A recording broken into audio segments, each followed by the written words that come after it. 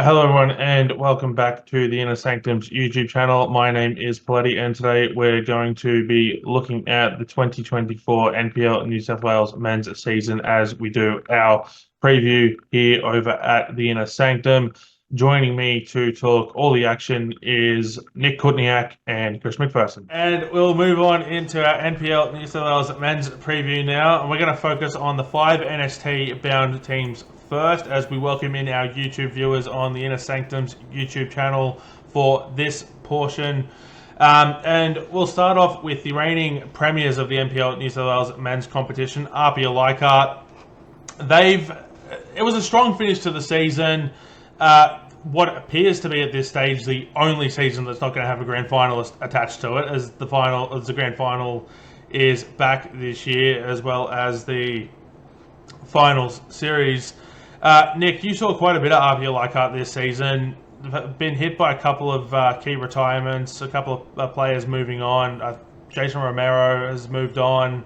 Ivan Nachevsky has retired. What do you expect from Apia this year?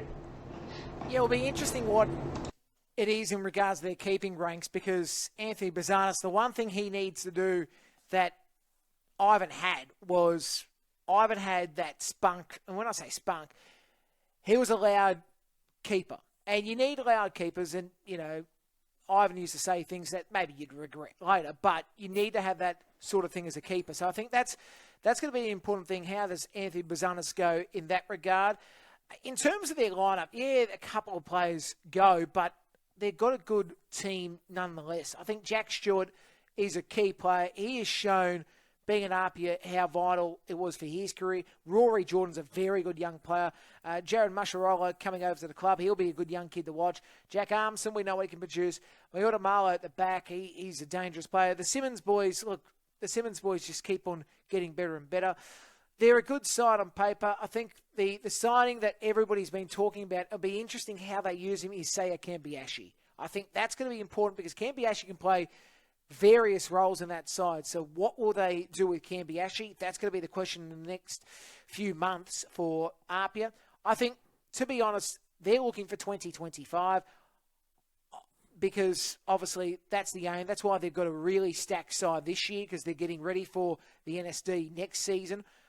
I personally believe Apia should be looking at all three crowns. They should win the Premiership, Championship and the Waratah Cup. I think they're good enough. I think the concern, as I said, for a couple of people is the goalkeeping. Bazanis is a very good goalkeeper, but I go back to the point of you need to be loud as a goalkeeper because that's the key thing from the back. So let's see what happens there, but I think Apia are definitely the ones to beat this season.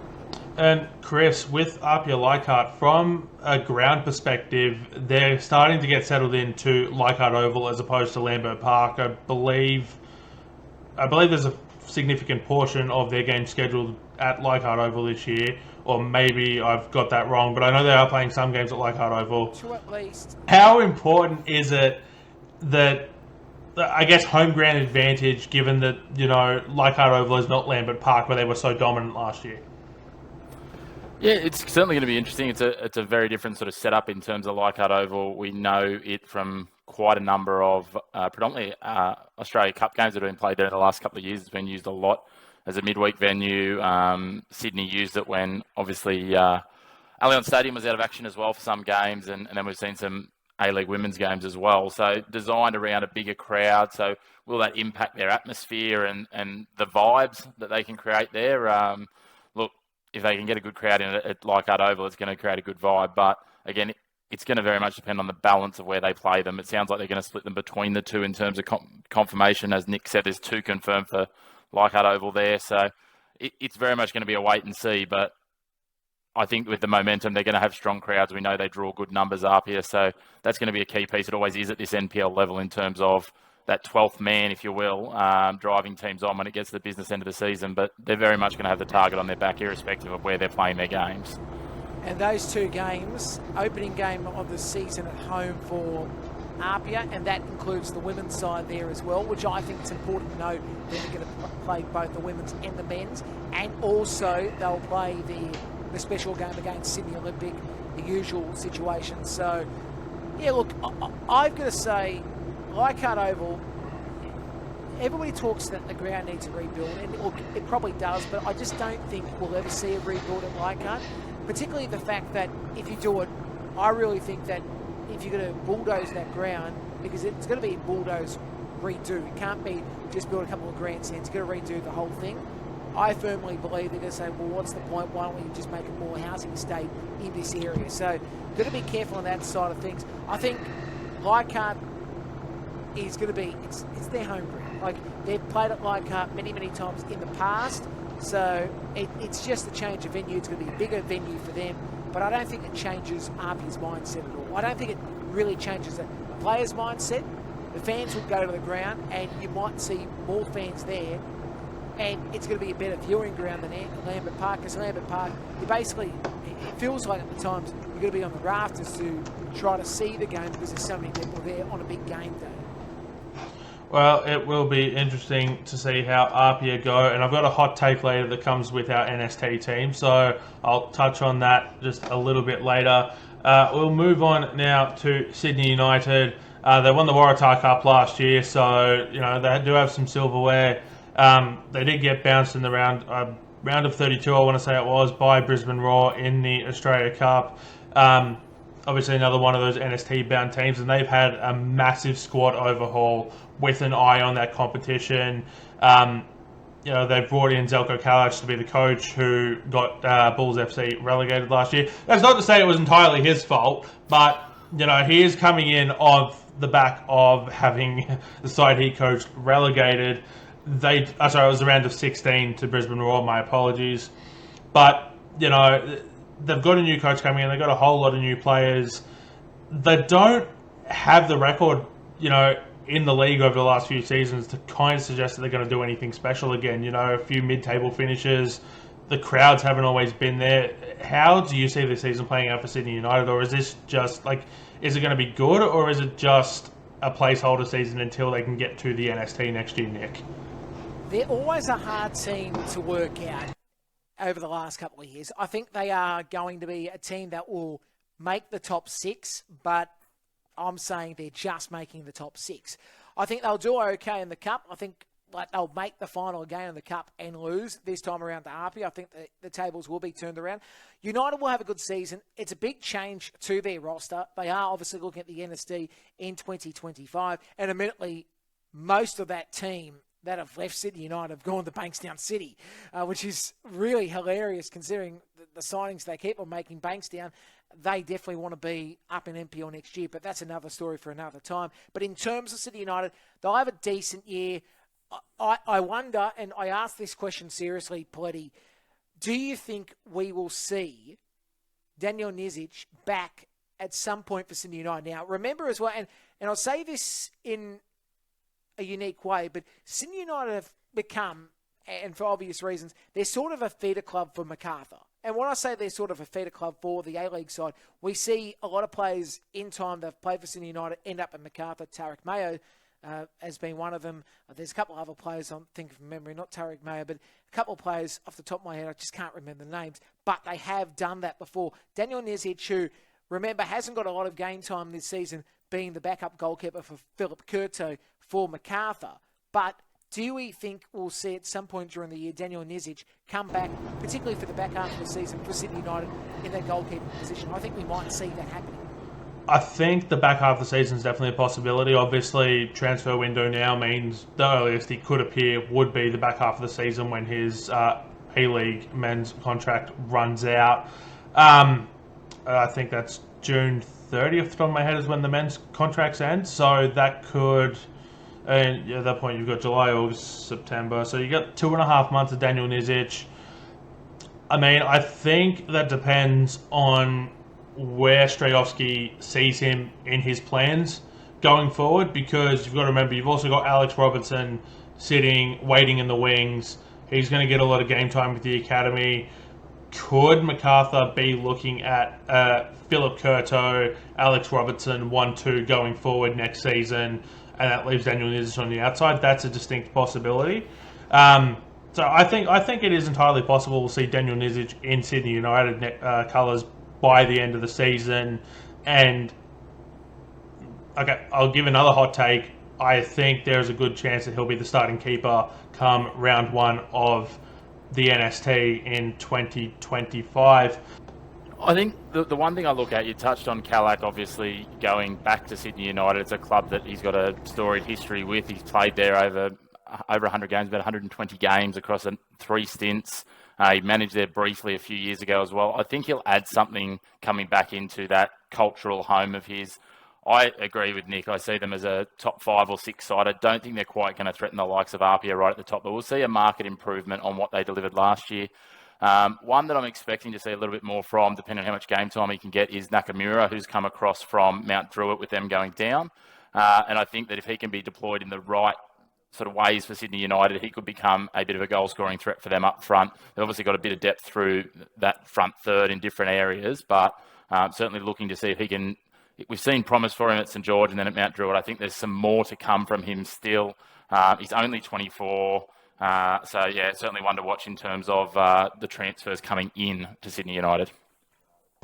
And we'll move swiftly along to Sydney Olympic, who had a pretty good pre-season. They took out the Hellenic Cup. They defeated South Melbourne in the Greek Herald Cup. That game, I believe, took place during Unite round at Cogra. So, they've beaten another NST bound side already this year. They've brought in George Antonis from the Wanderers, Jaden Casella, George Timotheu. They've got a good squad on paper, and Sydney Olympic have been there or thereabouts in recent seasons near the top. This is kind of where I'm going with my hot take, was I don't think we'll see an NST bound side winning silverware this year, period. And I know that's a very hot take given the Waratah Cup, is once you get qualified for the Australia Cup, it's only 4 teams. You've got to win 2 games because Waratah Cup preliminary rounds double up as Australia Cup qualifying.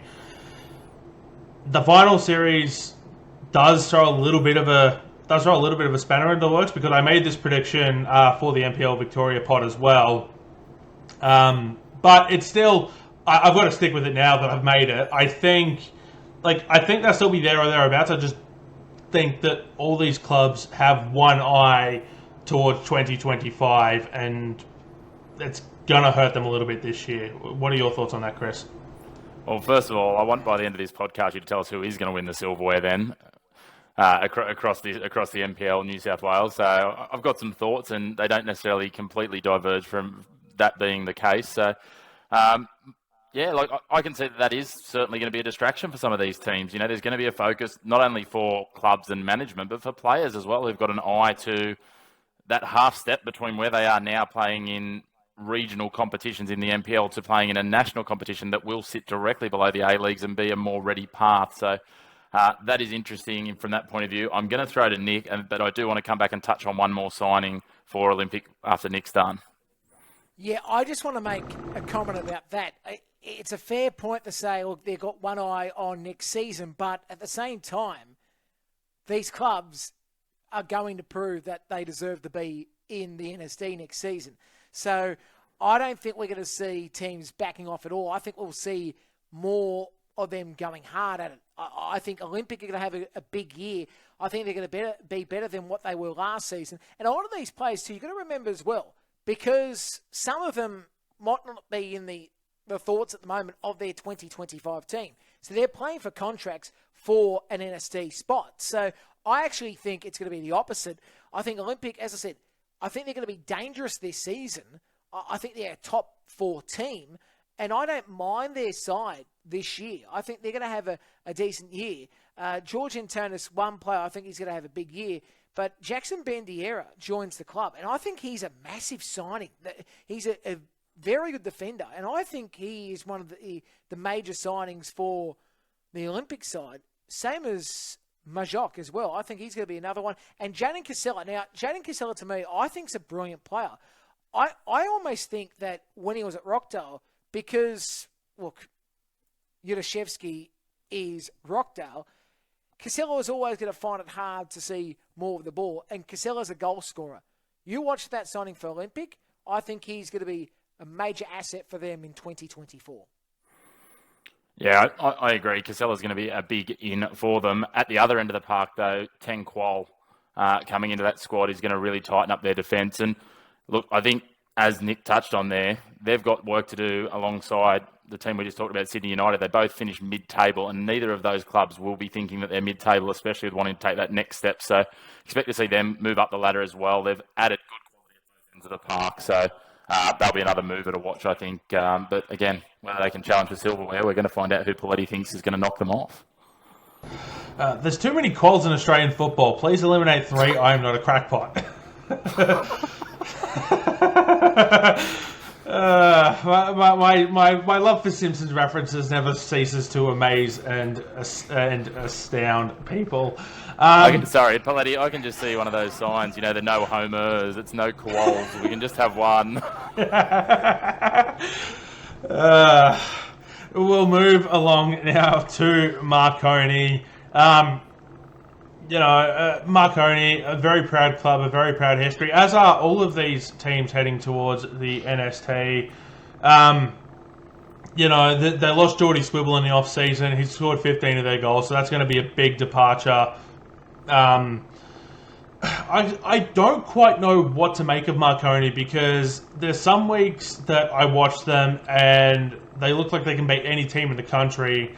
And then there's other weeks you watch them and it's like, this is over 35s level stuff. Like it's very hard to get a read on them, and I don't see how that changes in 2024. You know, one player in particular that actually epitomises that is Liam Yuli. I've got to say, there's some weeks where you go, Liam Yuli, geez, this is the player we all expected to do things at the Wanderers through the academy system, through the old Y-League, but never really got going in that A-League scheme. And, there's some weeks he's a brilliant player. There's some weeks where you go, is his mind on the job? In terms of Marconi, I think the other thing is too, losing the Speranzas, I think they're big losses, but I think one of the big gains for them, because I was really impressed with him at St George City last season, Franco Maya. I think he is a really good signing. Ayama, we know what he can do in the past. Cole Chimenti, he's a good player. Brandon Vella, Milgate. They've got a nucleus of a decent side. Do I see them in the 6? No, I don't. James Timokoski, they talk about how he's going to be the big signing for them. Yeah, he's going to be important. Do I think they're making the 6? No, I think they're going to be outside the 6. They're going to be chasing, but I think they're an 8th place side. I just don't see the improvement that they should have this season, to be honest. And it would be remiss not to mention, and I'll come back to you in a second, Chris, the signing of James Temelkovsky from NPL South Australia side Metro Stars, who won the title last year. As Antonis and Jacob would say, #SA great.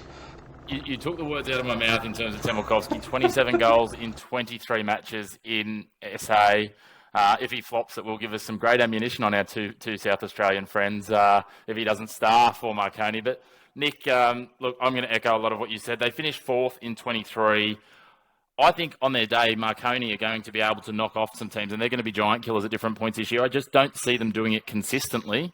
I think they're going to probably finish just above that midpoint, exactly where you're talking about, 7th, 8th, 9th, just outside the top 6. They'll beat some of the top 6 sides. We'll probably be sitting here at the end of the season talking about some memorable wins they've had over the likes of Apia or St George, but it's not going to be enough to see them threaten for anything of major note because they're just not consistent enough from what we've seen in recent times, and I don't see those signings coming in making enough of an impact to really change that. And with that, we will move on to the last of the 5 NST-bound teams in the NPL New South Wales men's competition, the Wollongong Wolves, a side that has long been vaunted by fans and pundits for an A-League's expansion side. It hasn't come to fruition, and they'll return to the national stage in 2025 in the NST. Their off-season headlined by a big signing in goals, a name that should be familiar to Australian football fans around the country, Vedran Janjetovic. Now, I'll admit, this one took me by surprise because I thought that Janjetovic's career was done.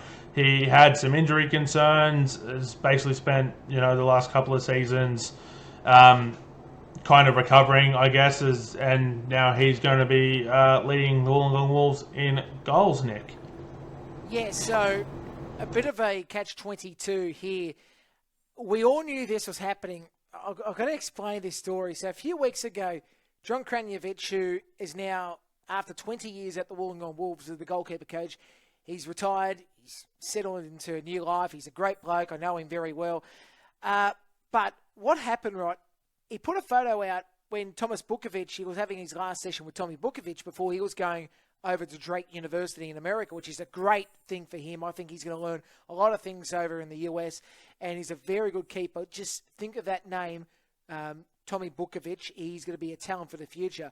But it was interesting because we're all going, wait a minute, is that Vedran in a Wolves shirt? And then the Clean Sheet posted the photo because it was funny because, as I said, I'm friends with John Kutnjak on Facebook, and I saw the photo, and then the photo above was the Clean Sheet photo. I'm like, this is interesting. So Vedran obviously signs at the club. Look, I think for Vedran, it's going to be more so to help out the Wollongong keepers. I think he'll do well for the club, and he'll be very, I think it's important for him to be at that club because he's going to be a good voice, and we'll see that quite a bit this year. In terms of Wollongong this season, I know that their signings have come recently. They're decent signings. I think they're just behind the Marconi Stallions this season. I think they'll go okay, but they'll be just behind Marconi this year. They're decent signings. Obviously, they lose Walter Scott, which I think that's a loss in itself. I think he's a very good player. Goes to Mark Carr for the meantime. We might see him back at the back end of the season. We just never know with contracts as they happen. But, yeah, look, I think Wollongong's going to have a decent year, but nothing really just sticks to my mind going, geez, they're going to be world beaters this year, because I certainly don't think they're going to be this season. Yeah, I tend to agree. This is a side that I had a chance to call a couple of times last year, and the one thing you can guarantee with Wollongong is it's going to be exciting football. It's just, are they scoring or are they conceding? Or is it a 3-3 draw sort of vibe? That's kind of the vibe you need to sort of work out with the Wolves. David Carney's kept a lot of his side together. Mirza Muradovic, Chris McStay, Lachlan Scott, Takumi Afuka, Alex Maschiavecchio. It's a strong side. It's just, how is the side going to perform, Chris? Is it going to be at the different extremes of the table? Yeah, I'd love to say that it's great for these podcasts and YouTube conversations when we all disagree. But again, I have very similar thoughts and very similar notes jotted down here to what Nick's talked about.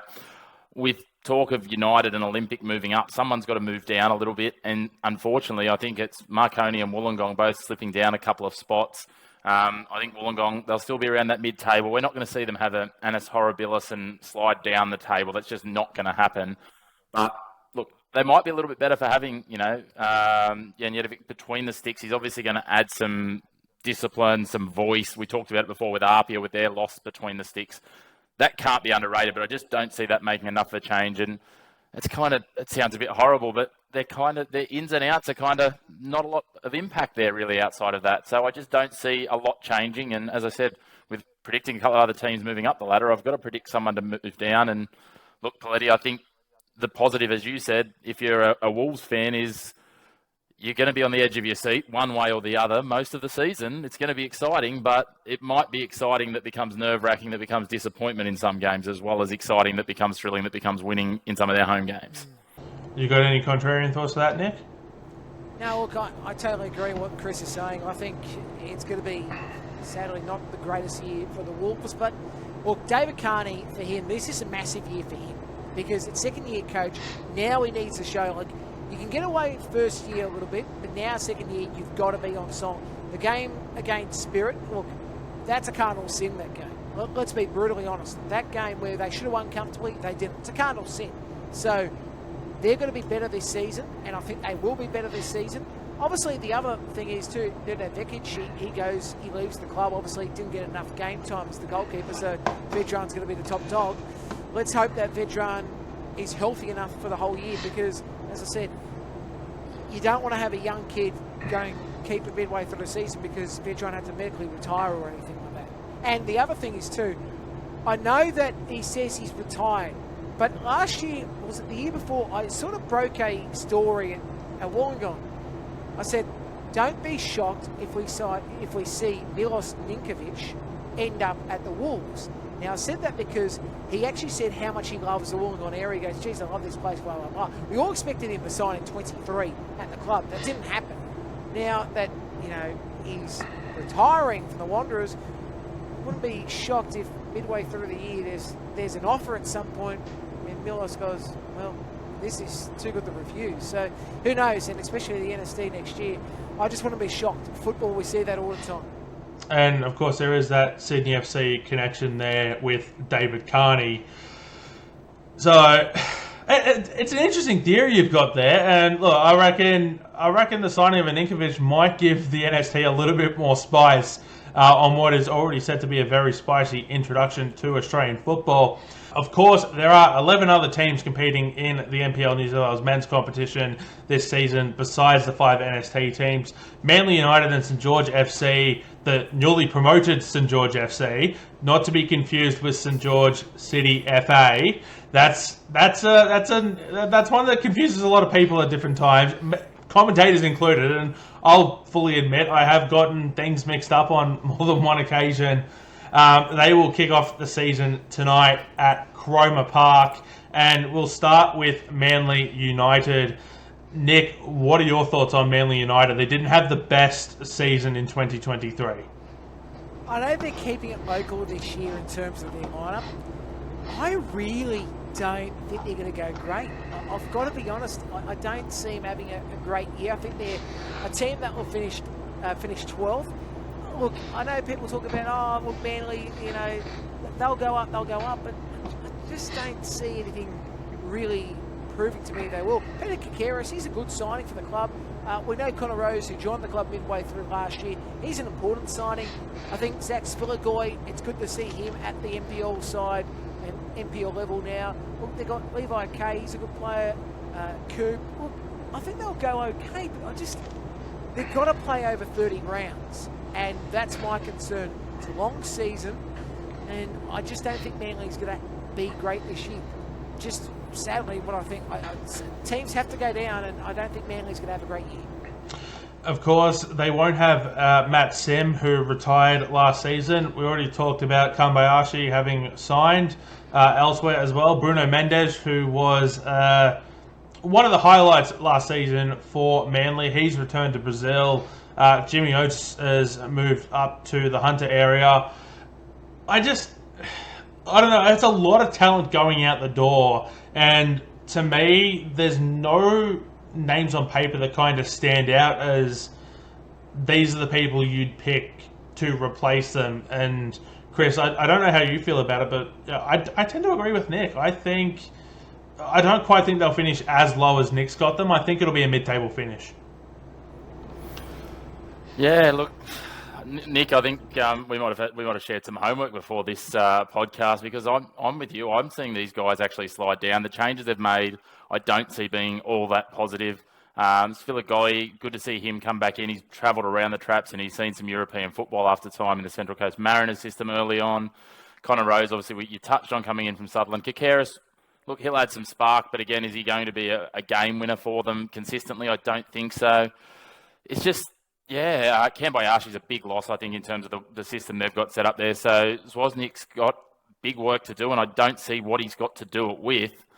I see them slide down the ladder. I don't think they're going to be, sitting at the bottom of the ladder by any means, but they're going to be in that group that's, just below the mid-table, but just above, any danger of not seeing NPL in 2025.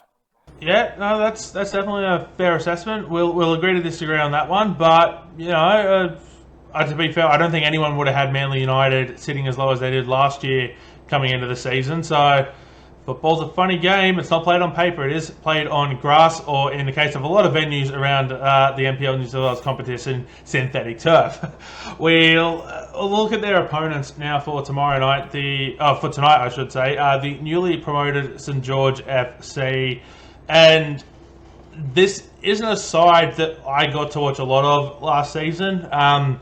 As many people know, I spent the first half of the season in Tasmania, and then the second half of the season I didn't do a lot of the League One competition on commentary, so I didn't get a chance to watch much of this side. So I'll throw to you, Nick, on St George. Oh, look, St George have been building for a couple of years now, and they've got a very good side on paper. Vastelitz, we know about him, Kulikan, or as some people have called him before, Kulikan X, because for some reason on the competition's website there's an X after his name. It is Tom Connor Kulikan. I was about to say Tom Kulikan. Connor Kulikan. Skataric, he joins the club. I think he's a good signing. You look at players like Andrew de Blasio, he's been around. Same as Morabito, the Morabitos and Malfara, Danaskos. Look, they've got a good side. I'm going to say this now. They're not dropping. They're not going to drop this year. I see him in this path. How we talked before about Manly, they're on that path where they're going to be safe. They're not going to be anywhere near the relegation zone, but they're not going to be fighting for a top 6 spot. I think they'll have a good year, first year. This will be a year where they're trying to work out what they're going to be in this competition, but they're not going to drop badly, or they're not going to play bad games. I think they're going to have a decent year. As I said, about 13th in my book, but, you know, anything can happen. The big thing about this is NPL or League One sides joining the NPL and how they handle the physicality. It's a different style of physicality. League One is more in-your-face physicality. There's more finesse physicality in the NPL. And skills and that do change in the competition. So it'll be interesting how St George play in this competition, but they'll have a good year. St George FC, as I said, 13th, but still a good year considering their new side in this competition. And Chris, have you and Nick shared notes again? Not quite. Look, my main notes here are obviously it's a big step up. We saw teams last year do quite well coming out of League One, which was great to see.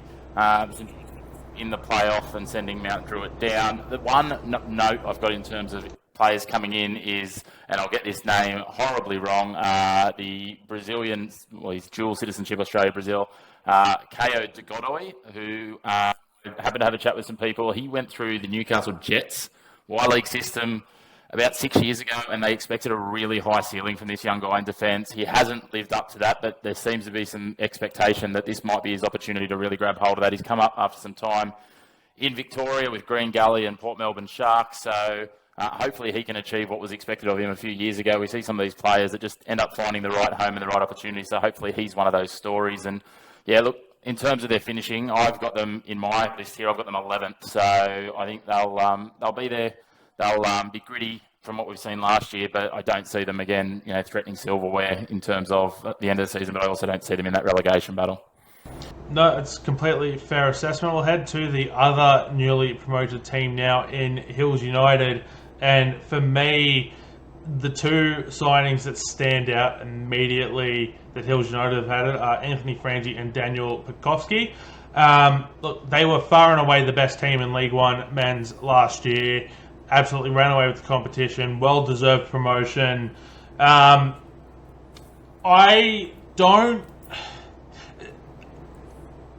was very wary. I'm very wary of the two promoted sides because I've been very high on NWS Spirit for a couple of years. I got to watch them throughout their League One campaign where they got promoted. This is the year that 4 teams went up. My first year on commentary, and then they come into NPL men's last year and they sort of struggled a little bit. They didn't quite dominate games the way that they had in League One. The similarities between Hills and NWS Spirit just strike me as a little bit. We could see a similar situation where Hills United will be too good to go down, but they're not going to be anywhere near competing. Yeah, look, see, Poletti, it's an interesting one you raised because I thought Spirit had a great season last year in NPL, and I think this is the key thing, how teams handle the change. And I said that before about League One to NPL. It's a massive change in skill quality, and it's a different gameplay. You've got to use the brain a little bit more in these competitions. And I think that's going to be important how Hills do that. Big signing Anthony Frangi, absolutely brilliant signing. But see, I've got to say this about Anthony Frangi, and I don't think we're speaking out of school. His biggest thing is he's got to be careful with this, the mouth, because he is somebody that can say stuff that goes against him, cards are given, He's just going to get that temperament right because he's a great player. We've seen the goals he scored from Mount Druitt last season. Terrific player. But if he just settles down the libido a little bit, because he does have that tendency to go off at players, to make stupid tackles. So if he can get that right in his game, big signing for them. Wade Giovanali, he's making sure that he's going to play this year. Big signing, well, big re-signing. The Futsaluru, he's a great player. Brian Chambers, very good to watch. Mako as well, Belcardi, Kelshaw, long-serving club steward, and he's going to be captain of the game, or club captain. And look, even the signing of Daniel Pekovsky, he's good. Caleb Jackson-Brown. And I think the one I really like is Sunday Yona. Now, Sunday Yona, who we've seen in the academy systems, he's going to be a good talent. I think we're going to see a lot of him this season for Hills. Now, in terms of where I see him this year, I see him as an 11th spot team.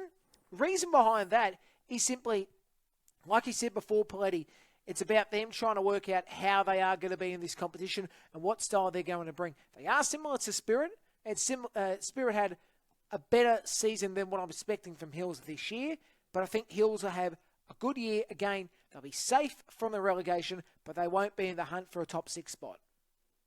And they will be without Wade Giovanali for the first couple of weeks of the season, as he is away on Futsal Rouge duty. And Chris, we know what Giovanali can do. Do you think his absence is going to have a negative impact on Hills throughout the first couple of weeks of the season? Well, it's going to be an interesting one because obviously they're going to be looking to find their feet. You'd think it's an obvious absence for them, and so it will be a matter of if they hit the ground running, it's going to be a really interesting conundrum for them. If they hit the ground running in their step up in their first few weeks with him out of the action, he seems an obvious person to come straight back in and be a key part of that team, but that's going to put them in an interesting position. But at the end of the day, representative opportunities, whether it is futsal or whether it is the 11-a-side outdoor game, you can't, I guess, deny an opportunity for that. The other piece, and tell me if I'm missing something here, but looking at the team and the squad list, Nikolai Muller, I know he's 36 and he's been away from football, but that's a pretty handy name to have on your team list, surely, depending on how much involvement he's going to be having. Yeah, and let's see, as you said, he is the wrong side of 30, but in saying that, it could be a help for this side. And again, it goes back to what I said before about Jermaine and Brain. Brain is so important in these levels. To have somebody with that football nous, especially A-League nous, coming back to the NPL, we've seen it so many times. Look at City United, how strong they were with Matthew Sim. He was that brain. I go back to having somebody like that, and for Hills, that's very important. The other thing I want to mention about Hills, we're talking before about venues. I really want to, and I've said this numerous times, I really want to see the Hills, and this is a council thing, they've got to build a ground up. Because, yeah, it's great, they're going to be at Landon Stadium, the old Gabby Stadium, which is a home of Blacktown City. And it's the same thing with St George FC. Until their stadium gets rebuilt, they're going to be playing at Rockdale Illiton. We've got 3 teams playing there, by the way, with Sydney FC back there this year. So I'd just like to see the Hills area. And for Hills football, they need to have a ground. And I've sort of put this little campaign that I'd like to see Crestwood Oval built to a great structure where you can have the rugby league ground for the Hills Bulls, and then for Hills United, for the football club, for the men's and the women's, have their fields because they've got a big precinct at, say, the other end of the ground, and it would be awesome. It'll be awesome for the Hills area, because for football to continue to thrive in the area, they need to have their own stadium. If there's one thing we know about Australian football, is that we love campaigning for stadiums to be built, and then when they're actually built, we crap all over them. As we've seen this week with Western United. We'll stick in the great state of New South Wales for now, and we'll move up to Gosford for some gossy good times with the Central Coast Mariners Academy, another one of those promoted sides that came up in the 4-team promotions last season. And the Mariners looked incredibly good in their first season in NPL New South Wales Men's. The biggest problem, I think, looking at the Mariners, and maybe they've got some consistency now, but like they went through coaches like Candy last year, at the start of the season. They did get settled in a little bit towards the end, and I think they're going to have some consistency again this year. The other problem I see, and this is not just the Mariners' problem, it's the academy side's period, is they've got players coming and going on A-League contracts. Sometimes they get called up. Sometimes they're having to play 2 games a weekend. Sometimes they're sitting on the bench for 3 weeks. And then that June 30 contract deadline when, mid-year, you'll see half the team leave because the parent club's terminated the contract and they'll go off to another academy or they'll sign with another NPL side. So it's very hard to, I guess, put a consistent read on them, Chris, in terms of how they're actually going to do, because we don't know who's going to be playing for them week in, week out.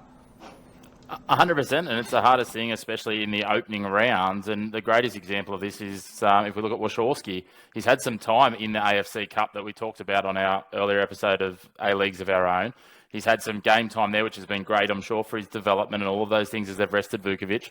But he's going to be sitting on the pine week in, week out as they travel around the country with the Mariners senior side, which is going to leave a huge hole at goalkeeper when you've got someone, he's starting to get to that age now where he needs to be getting more football in him, 19, he'll turn 20 during this season. And there's a cluster of these in all of the academy sides. So it's going to make it really hard. Time will tell, I guess, who we see here in terms of that. And I think the side that you see in round 1, 2, and 3 will be a very different side to the one you see in round 17, 18, and 19. And that's the thing. It's hard to get consistency. They talk about the consistency coefficient of the same 11 in a football team being out there as consistently as possible. Teams that have that, irrespective of spends, perform better than teams that don't. So that's going to be the hard thing for the academy side. And the one thing, as you touched on, Poletti, I'd just like to see one coach for the season. And Nick, I think one key signing that stands out for the Mariners is former Sydney FC player Lucas Smythe coming up to Gosford. Yeah, it's good to see Lucas Smythe there. I think one of the big things, and my opinion about NPL teams, and particularly these academy teams in the NPL, let's be brutally honest. In terms of the structure, Sydney FC get the creme de la creme of youth talent. And that's not speaking out of school, that's fact. Then it's the Wanderers, then it's a mix between Mariners and Bulls, because we are seeing now MacArthur making a big play in that scene. And then Newcastle, sadly, they're always dead last. It's just a fact.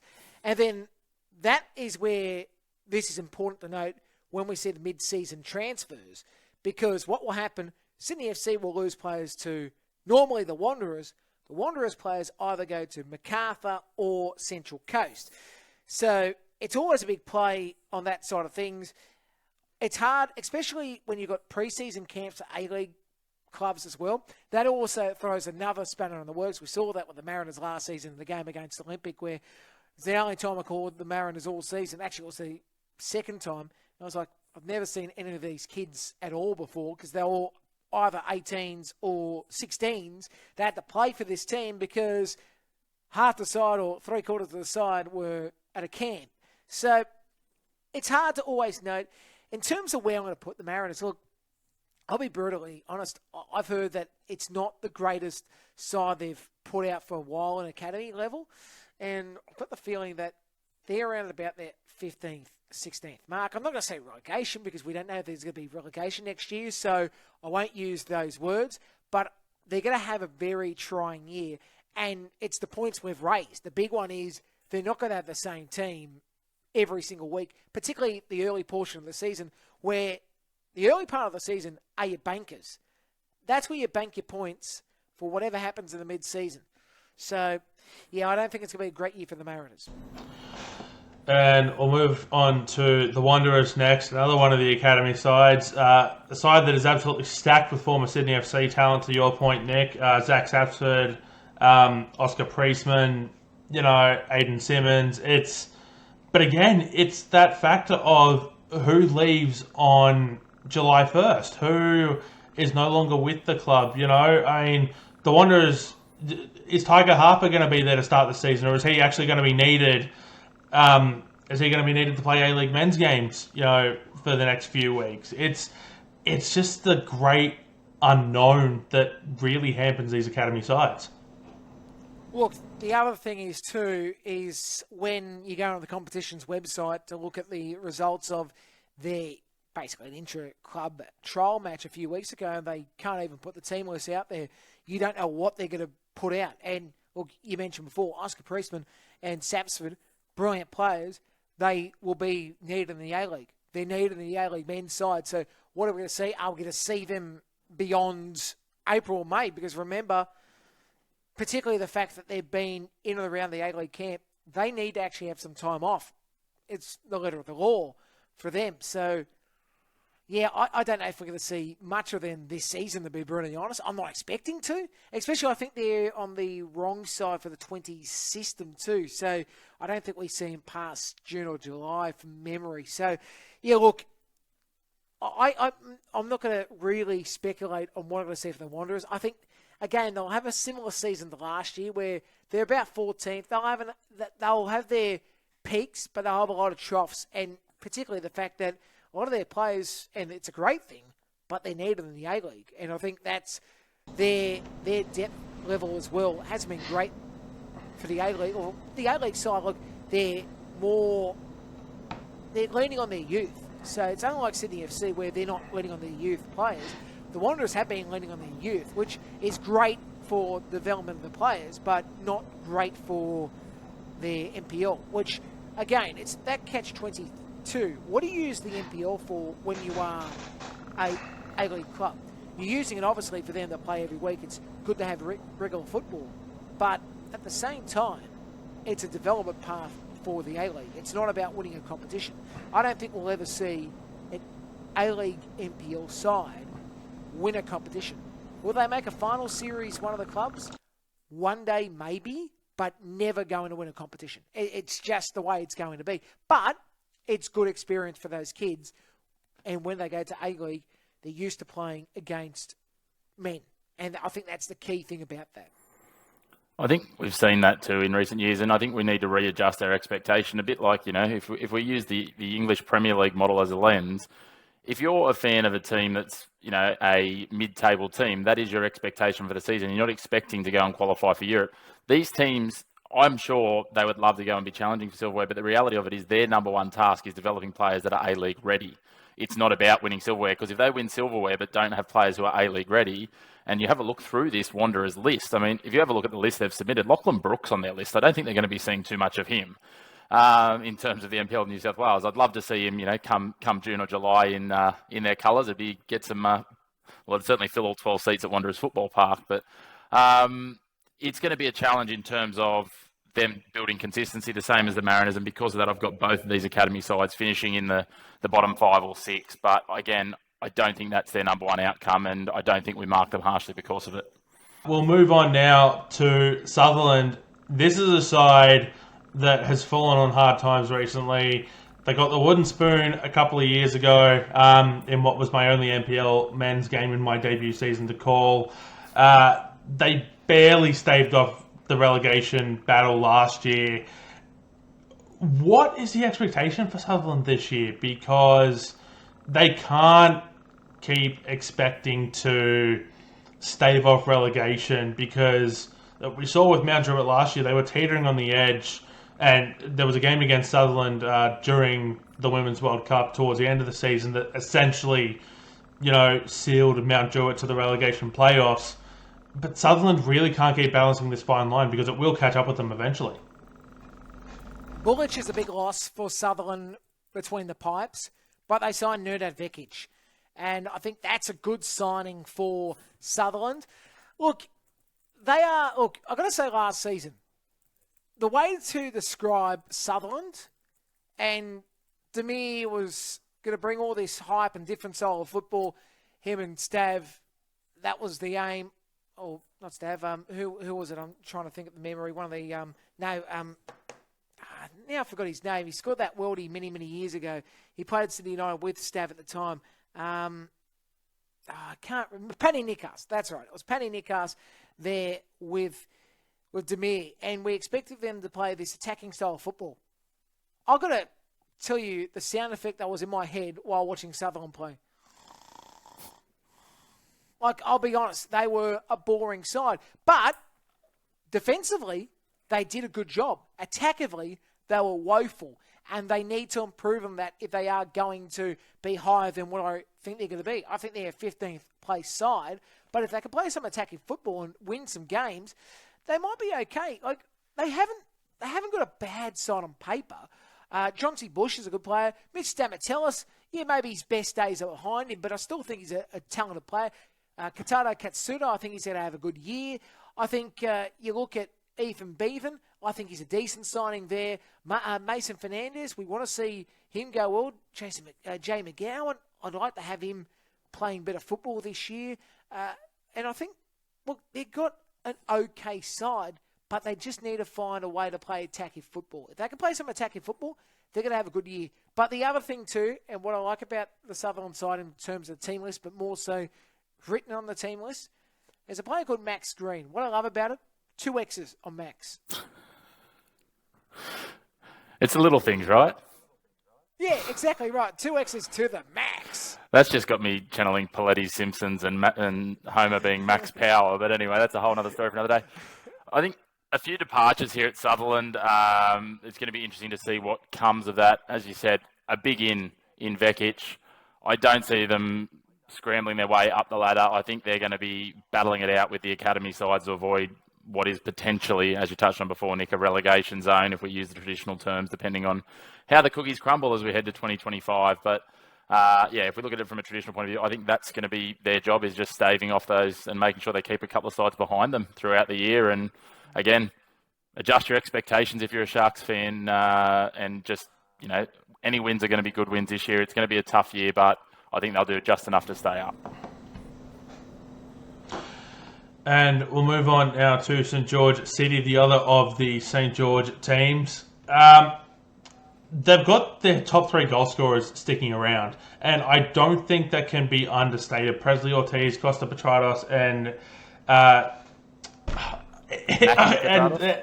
yes, I always forget the name that he prefers. I've done this before, and I'm going to do it again this year. If I get to call a St George City game, I can almost guarantee it. We touched on Jason Romero coming across earlier as well. I mean, on paper, this looks like it should be a good side and should be challenging for finals football, Chris. They certainly should be. With the lineup they've got, they've managed to retain most of their players, as you've touched on. Look, they're going to, be a good challenger for the competition in terms of where it sits up amongst those other sides that we've already talked about. A lot of those teams that are, probably NST bound. These guys are my dark horse. You talked about, teams that might be able to win it. You said that, it's going to be someone who's not going to the NST that's going to take silverware. I like what they've built here. As you said, the Petrati, as I like to call them, or 2 of the 3 Petrati. Romero coming in as well is going to offer some threat. So, he's spent a bit of time at MacArthur. We talked about him when we talked about Apia. He's going to be a great addition. They've got goals aplenty. They're going to be an exciting side to watch, and there's going to be some great derbies down there in that region with the 2 St George sides and Rockdale as well. Those games alone, and I know we kick off with one of those in round 1. I think they take on Rockdale. There's going to be some really thrilling football put on the park by St George, and I think they'll look to outscore their opponents, and that'll be the way they'll go about things. Yeah, I'm picking up what you're putting down there. I think they're going to have a really good year. I've got them 5th in the regular season. But look at this side, like who they've signed: Cam Fong, Joshua Hong, Solomon John Monahan-Vaika, Famoto Kamada, brilliant player on his day. Brody Clarkson, Lewis Curry. They've got a really good lineup. We mentioned the players before. Jason Romero, brilliant. Dominic Cox, he returns. Ortiz, the Petratos, Nathan Roberts. Like, it's a really good side. Jack Kenny, Tarek Elshan. Like, I just look at this side and I go, they're going to have a really good year. And they were impressive. I've got to say, they were a team I loved watching last year. Penshurst Park on a Saturday night watching this team play. They're awesome. They're a really good side to watch, and I think they're going to have a great year. This derby, the Rockdale St George City derby is epic. If it goes by what we saw last year, remember, St George's first game in NPL Men's, and they lost 4-3. It was a cracking game. I reckon that we're going to see St George City having a great year this year. And I've got to say, they're just a lovely side to watch. They've got talent all over the shop. Good on St George City. I think they're going to have a great year. If memory serves me correct, you were on the call for that game, Nick.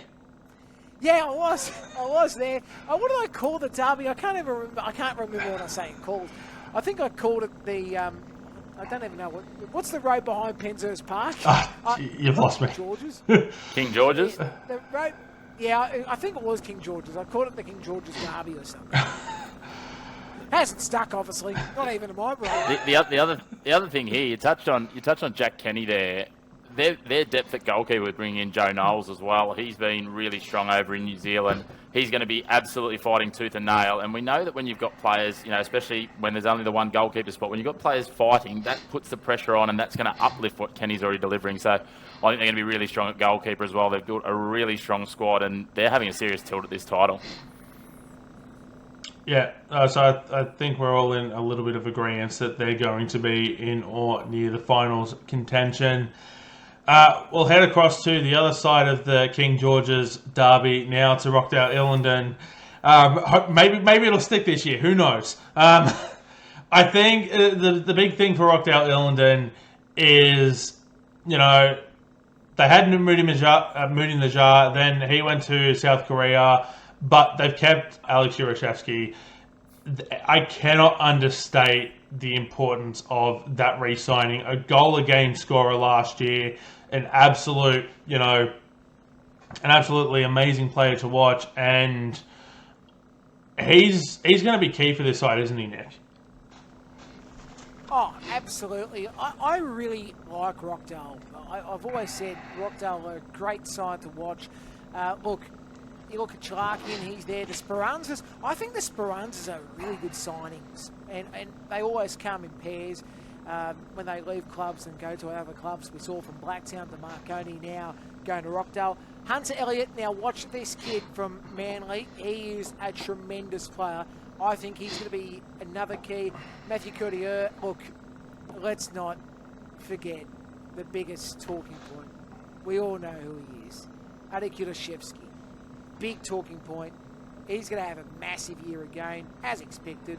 Inka Samoa. Now, I think Inka Samoa, he really needs to show why the Mariners hunted him for that period to join their club, because he's another good player that can score goals. And I must add, Daniel Collins, he's at the club now. I think that's a big signing from Blacktown. He's a good player. I just really think that they've signed up large this year and they're going to make a really big play. Because I think the big thing that Rockdale know is when the NSD does happen, Rockdale is going to be, when I say the destination place, Rockdale is going to be the club. Rockdale is going to be the club people will want to go and watch and play at, because they're going to be one of the top sides. They're going to be top dogs in this competition when those 5 teams lead. And yeah, I think Rockdale, you watch, they're going to keep on building. They had a great year last year. They finished second. I think they're going to finish second again. I think they'll make the grand final and still finish second. But they're going to have a great year. And then one of the other signings as well, former Rockdale player coming back in, who's been in Singapore, is Blake Rashudo, Chris. And I don't know, just the idea of Rashudo and Yurashevsky linking up. I think we'll probably see a lot of Yurashevsky's goals this year come off the boot of Rashudo. Yeah, that's one of the things I'm excited. I always love the prodigal son returning home, if you will, and those sorts of stories. So great signings across the board, as Nick touched on. But I'm looking forward to seeing Rashudo, and he'll become a provider for a lot of goals for them up forward. And by the sounds of it, it sounds like we're tipping a King George's Road derby in the grand final. Is that what we're talking about here? Like, imagine the theatre. I'd love to be there, and it would be going off. It would be awesome if that happened. It probably won't. And by the way, yeah, it is the King George's Road derby. That's right. I was just having a look. It is. We'll make that stick, Nick. So yes. We're going to make it stick. I couldn't stick in my brain, but it will stick in everybody's brain. On the bright side, they've got to come up with a better trophy than what the F3 derbies have got.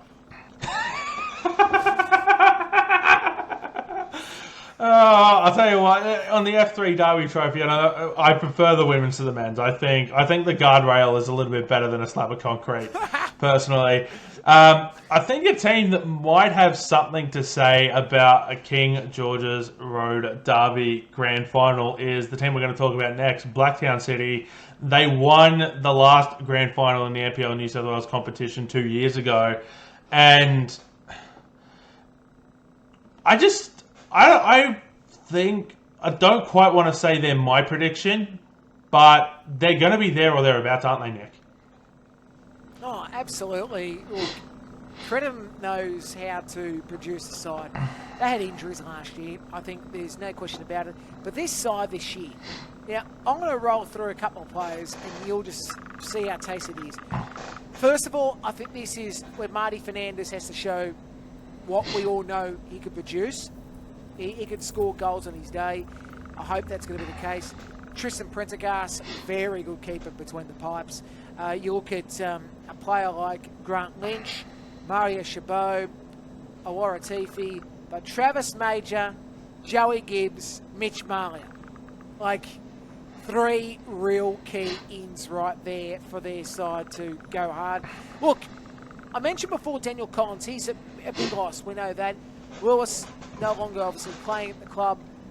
So 2 major losses basically at the back. But, I think they're going to have a very good year. Blacktown know how to produce players. I keep on going back to Crediton knows how to get a side. And Danny Choi's in that lineup too. I haven't even mentioned Danny Choi. They're going to have a great year. I've got them third. They're making the finals. They're going to charge and try to get the premiership. They won't get the premiership. Could they make the grand final? Yeah, I think they can be a side that can make the grand final. And one name you forgot to mention, Nick, on that 16 goals last season is Jack O'Brien. O'Brien.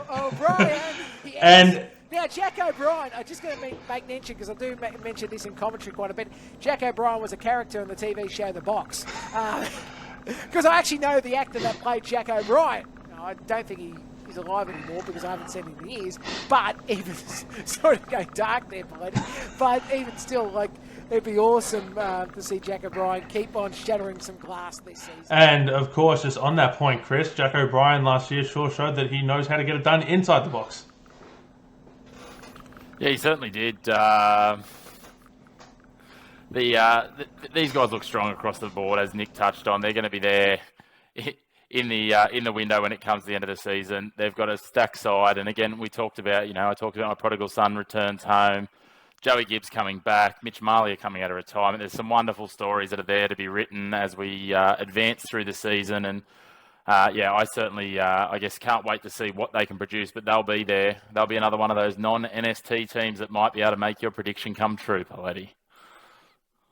Yes, they are indeed. And we'll head to the Arctic Circle now, coached by David Perkovich. It is the NWS Spirit, their second season in NPL New South Wales men's competition.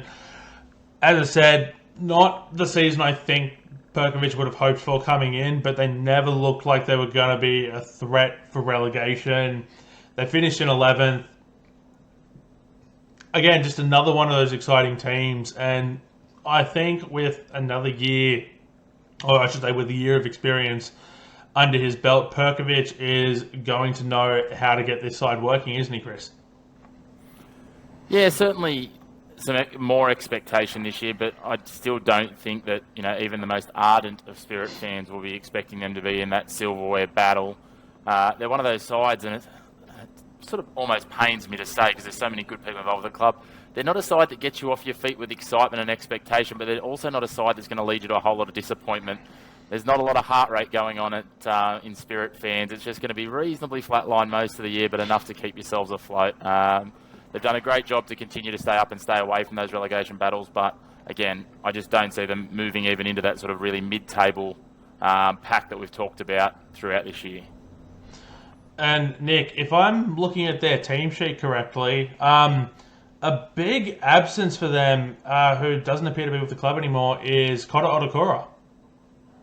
Yeah, I think that's going to be an out for them for sure. But in saying that, I've got them 7. I've got to be honest. I think they're going to have a really good year. I think the thing about Perkovich is he knows how to get a side going, and I think he's going to get them going. He knows see, it was an experience for him, not just the players, it was an experience for him last season. He's learned, and that's going to help him for this year, how he's going to change things. Also, the big thing is Grant Cornwell returns after sitting out the whole of last season with an injury. So he's back, which is a big signing, or big boost for them.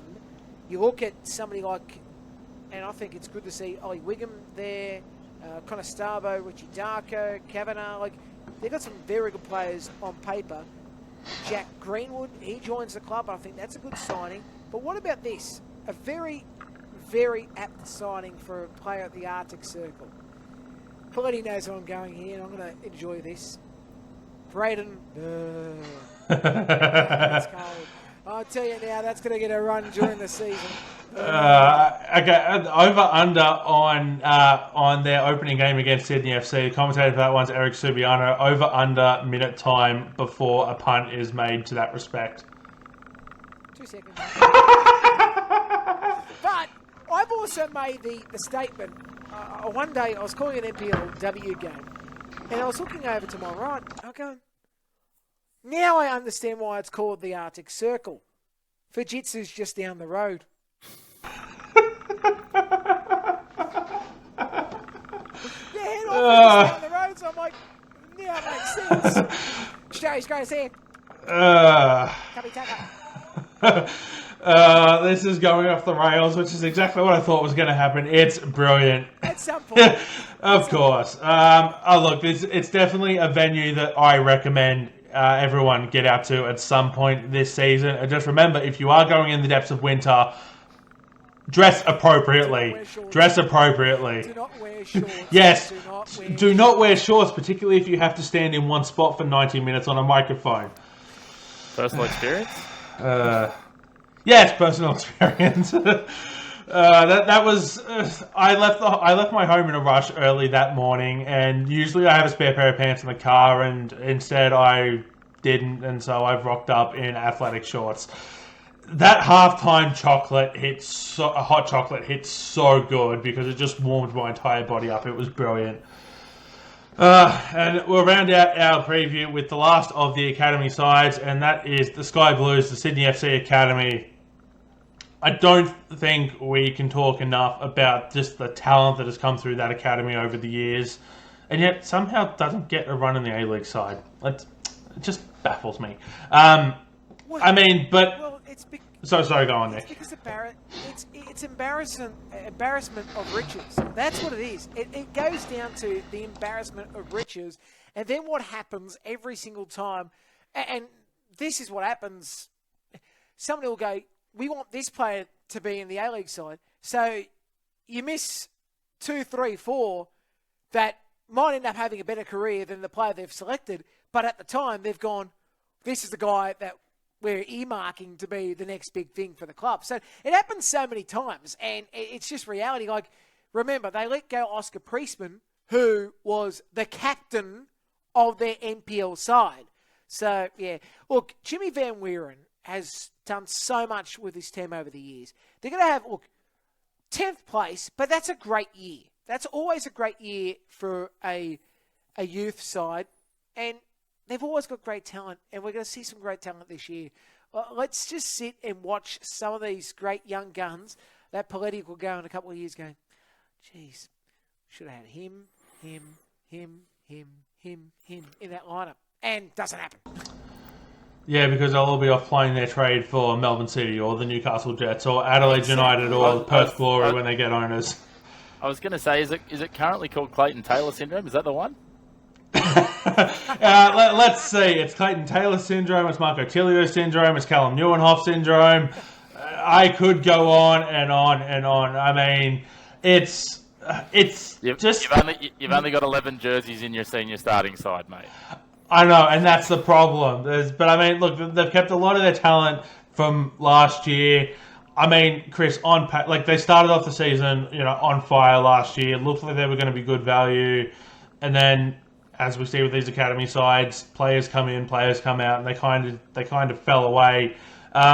Look, on paper, this should be one of the most exciting sides in the competition. It certainly should be, and we touched on it before with Wanderers and the Mariners with players coming back.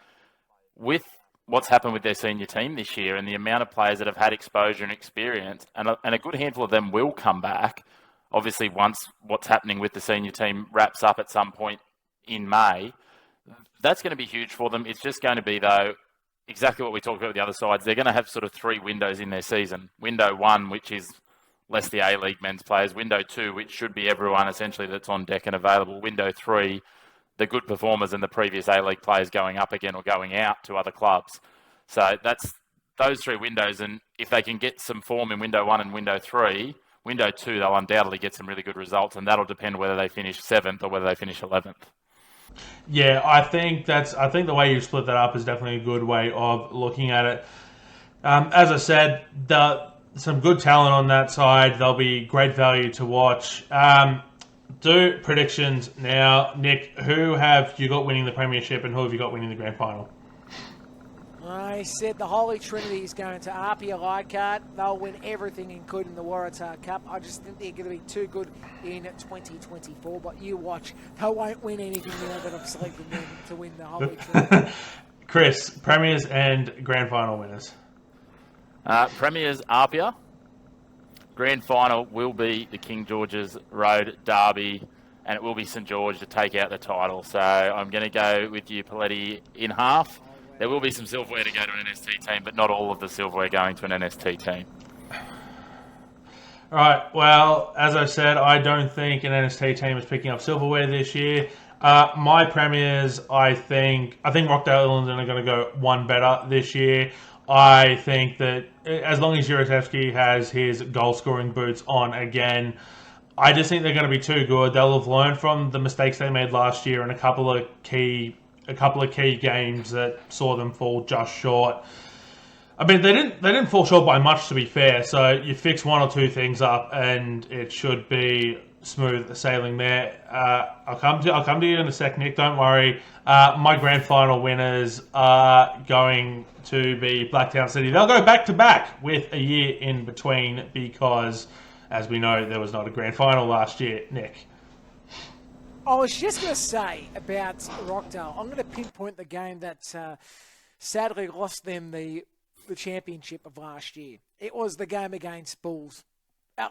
They lost to Bulls Academy in a midweek game they probably should have won, and we all expected them to win comfortably. They lose against the Bulls, and that game really stings. In terms of the grand final, I've got to say one thing. I was hoping that the grand final wasn't going to be brought in.